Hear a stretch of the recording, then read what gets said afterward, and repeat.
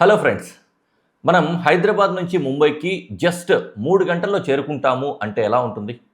ఇది జస్ట్ ఒక ఊహ కాదు. ఇప్పుడు రియాలిటీగా మారే దిశగా మరో కీలక అడుగు పడింది. ఆ వివరాలు ఈ వీడియోలో చూద్దాం. ప్రస్తుతం హైదరాబాద్ నుంచి ముంబైకి ట్రైన్ జర్నీ చేయాలంటే దాదాపుగా 12-15 గంటల వరకు సమయం పడుతుంది.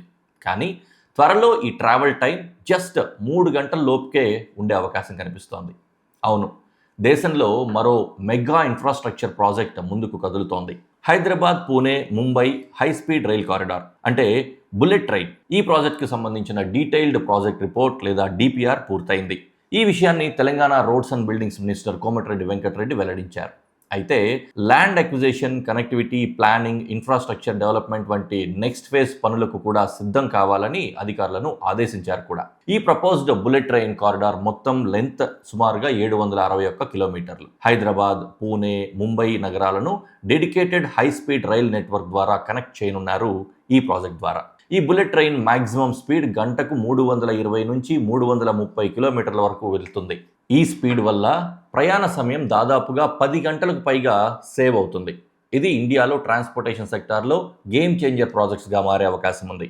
డిపిఆర్ ప్రకారం ఈ హై స్పీడ్ రైల్ కారిడార్లో మొత్తం 12 స్టేషన్స్ ప్రతిపాదించారు. తెలంగాణలో కోకాపేట్, శంషాబాద్ ఎయిర్పోర్ట్, వికారాబాద్, కర్ణాటకలో గుల్బర్గా, మహారాష్ట్రలో సోలాపూర్, పందర్పూర్, బారామతి, పూణే, పింప్రి చించ్వాడ్, లోనావాలా, నవీ ముంబై, తానే, విక్రోలి వంటి స్ట్రాటజిక్ లొకేషన్స్లో స్టేషన్స్ ఉండనున్నాయి.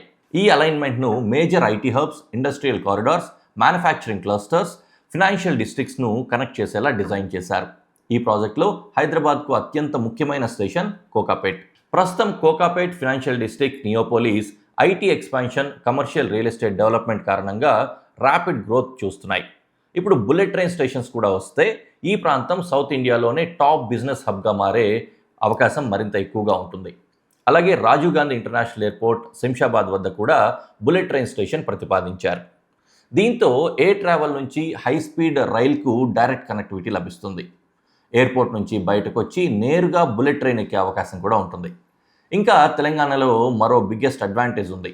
శంషాబాద్ సమీపంలో సుమారుగా 500 ఎకరాల్లో మేజర్ బుల్లెట్ ట్రైన్ హబ్ ఇంకా మెయింటెనెన్స్ ఫెసిలిటీ అభివృద్ధి చేసే ప్రతిపాదన ఉంది. దీంతో Telangana national high speed rail నెట్వర్క్లో కీలక కేంద్రంగా మారే అవకాశం ఉంటుంది. 320 కిలోమీటర్లు గంటకు స్పీడ్తో పరుగులు తీసే ఈ బుల్లెట్ ట్రైన్ కోసం అత్యంత అడ్వాన్స్డ్ ఇంజనీరింగ్ కూడా అవసరం ఉంటుంది. అందుకే వికారాబాద్ సమీపంలో 4.6 కిలోమీటర్స్ టన్నల్ని నిర్మించాలని డిపిఆర్లో ప్రతిపాదించారు. ఇది ఇండియాలో అత్యంత కాంప్లెక్స్ రైల్వే ఇంజనీరింగ్ ప్రాజెక్ట్స్లో ఒకటిగా మారనుంది. ప్రస్తుతం ప్రాజెక్ట్ ముందు ఉన్న బిగ్గెస్ట్ ఛాలెంజ్ ఏంటంటే ల్యాండ్ అక్విజిషన్. తెలంగాణలో మాత్రమే సుమారుగా 93 కిలోమీటర్ల మేర ల్యాండ్ అక్విజిషన్ చేయాల్సి ఉంటుందని అధికారులు తెలిపారు. అదనంగా కోకాపేట్ ఇంకా శంషాబాద్ డిపోల కోసం భూములను సేకరించాల్సి ఉంటుంది. Hyderabad, Pune, Mumbai bullet train corridor project cost సుమారుగా 2 లక్షల కోట్ల రూపాయలు.